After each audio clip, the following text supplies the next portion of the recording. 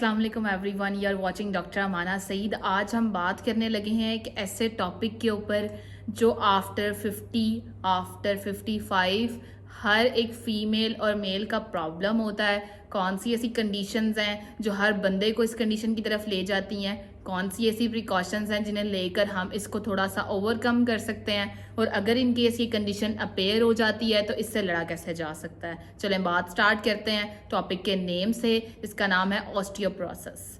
इसे हम हड्डियों का दर्द, हड्डियों का भुर जाना भी कहते हैं।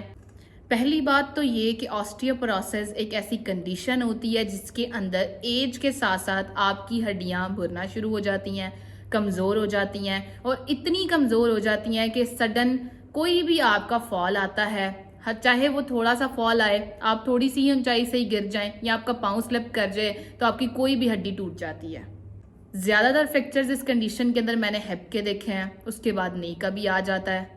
रिस्ट का बहुत ज़्यादा देखा गया है, क्योंकि जब कोई भी पेशेंट, कोई भी बंदा अपने रिस्ट के थ्रू गिरता है, लाइक इस तरीके से गिरता है, तो ज़्यादा फ्रैक्चर हमें यहाँ पे देखने को मिलते हैं आफ्टर ऑस्टियोपोरोसिस।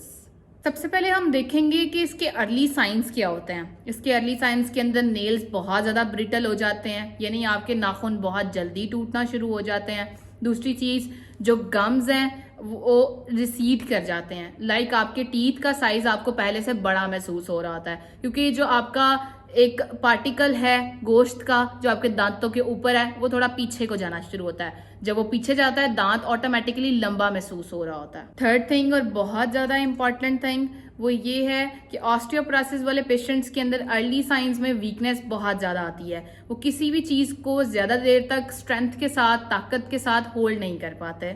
अब हम बात करेंगे कि अगर इनके ऑस्टियोपोरोसिस डेवलप हो जाता है तो ये कौन सा सिम्टम्स अपेयर करता है। सबसे पहली चीज आती है शॉर्टनेस ऑफ ब्रेथ। इन पेशेंट्स के अंदर सांस बहुत जल्दी उखड़ जाता है, जरा सा काम कर लेने से, थोड़ा सा चलने से सांस उखड़ना शुरू हो जाता है। बहुत ही एक इम्पॉर्टेंट साइन पोस्चर का चेंज हो जाना, यानी कि जैसे उम्र बढ़ती है आपने अक्सर देखा होगा कुछ लोगों का पोस्चर थोड़ा सा बेंड कर जाता है, डाउनवर्ड हो जाता है। उसमें यह है कि अगर इनके ऑस्टियोपोरोसिस डेवलप कर जाता है तो वो ज्यादा स्पाइन को, रिस्ट को और हिप को इफेक्ट कर रहा होता है। इसके अलावा हड्डियों में दर्द रहना, वीकनेस, ये सब इसकी सिम्टम्स में आता है। चले हम बात करते हैं कॉजेज ऑफ ऑस्टियोपोरोसिस की। ऑस्टियोपोरोसिस के बहुत सारे कॉजेज हैं, लेकिन उससे पहले एक बात का जानना बहुत जरूरी है।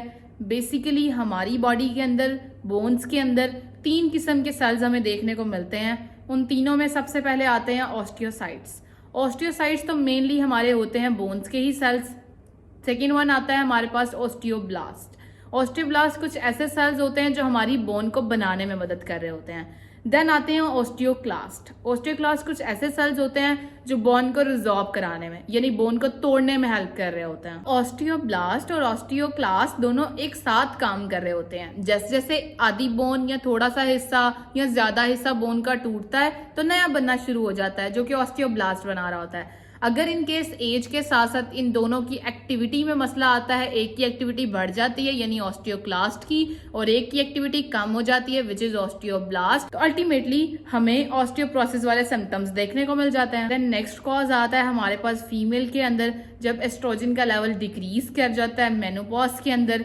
थर्ड थिंग आती है हमारे पास जब मेल्स के अंदर एक मेल हार्मोन जिसे हम टेस्टोस्टेरोन कहते हैं, जब वो डिक्रीज कर जाता है तब भी हमारे पास सारे ऑस्टियोपोरोसिस वाले सिम्टम्स आना शुरू हो जाते हैं। सो एज अ रिजल्ट क्या होता है कि बोन की डेंसिटी डिक्रीज कर जाती है।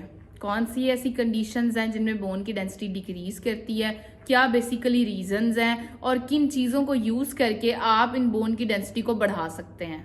आप डेयरी प्रोडक्ट्स यूज़ कर बोन की डेंसिटी को अच्छा कर सकते हैं। फिश, मिल्क, एग, योगर्ट या फिर जितने भी नट्स हैं उनके थ्रू आप बोन डेंसिटी अच्छी कर सकते हैं। अब मैं बात करूंगी कि कौन से ऐसे फूड्स हैं जो आपको नहीं लेने चाहिए, जो अल्टीमेटली आपकी बोन की डेंसिटी को कम कर देता है। उसमें अल्कोहल आ जाती है, कैफीन आ जाती है, हर वो चीज़ जिसमें शुगर का कंटेंट बहुत ज़्यादा है, सोडियम का लेवल ज़्यादा है, यानी कि नमक का इस्तेमाल अगर आप ज़्यादा कर रहे हैं अपनी खुराक के अंदर तो आपको बंद करना चाहिए। अब एक बहुत ही इंपॉर्टेंट चीज़ कि किस तरीके से पता चलेगा कि ये ऑस्टियोपोरोसिस ही है, उसके लिए हमें कुछ लैब डायग्नोसिस तो चाहिए होंगे। हॉस्पिटल्स के अंदर एक स्कैन किया जाता है जिसे हम डेक्सा स्कैन का नाम देते हैं। इसके थ्रू हम बोन की डेंसिटी देखते हैं जो हमें ऑस्टियोपोरोसिस के होने को कंफर्म कर देती है। लास्ट में मैं बात करूंगी इसके ट्रीटमेंट की और क्योर की। चूंकि ऑस्टियोपोरोसिस एक एज रिलेटेड फिनोमेना है, उम्र के बढ़ते हुए हिस्से में आती है, इसलिए आप इसे जड़ से ख़त्म नहीं कर सकते। अलबत्ता यंग एज में कुछ डाइट में मॉडिफिकेशन करके, एक्सरसाइज करके आप इसके होने में थोड़ी सी ताख़ीर ज़रूर कर सकते हैं। अपनी खुराक में वो चीज़ें इस्तेमाल करें जिसमें विटामिन डी का कंटेंट बहुत ज़्यादा है। अगर किसी वजह से आपकी डाइट अच्छी नहीं है तो आप विटामिन डी का टेस्ट करवाएं, देखें आपके विटामिन डी का लेवल कितना कम है। अगर उसमें बहुत ज़्यादा कमी है तो आप विटामिन डी के सप्लीमेंट स्टार्ट करें, क्योंकि जितने भी हड्डियों के मसले हैं वो विटामिन डी और कैल्शियम की कमी की वजह से होते हैं। सो गाइज, ये सारी इन्फॉर्मेशन थी ऑस्टियोपोरोसिस से रिलेटेड। होप सो ये आपके लिए बहुत ज़्यादा हेल्पफुल होगी। इंशाल्लाह आपसे मुलाकात होगी अब नेक्स्ट वीडियो में। अपना ख्याल रखें। अल्लाह हाफ़िज़।